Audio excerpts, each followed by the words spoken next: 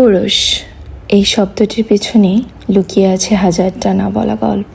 সে কাঁদে না, এটাই সবাই ভাবে, কিন্তু সত্যি হলো তার কষ্টগুলো সে চোখের পানির বদলে বুকের ভিতরেই জমিয়ে রাখে। সে ছোটবেলা থেকেই শিখে যায় দুর্বলতা দেখানো যাবে না, কারণ সে একটা পুরুষ। সে সারাদিন লড়াই করে পরিবারের জন্য, দায়িত্বের জন্য, স্বপ্নের জন্য।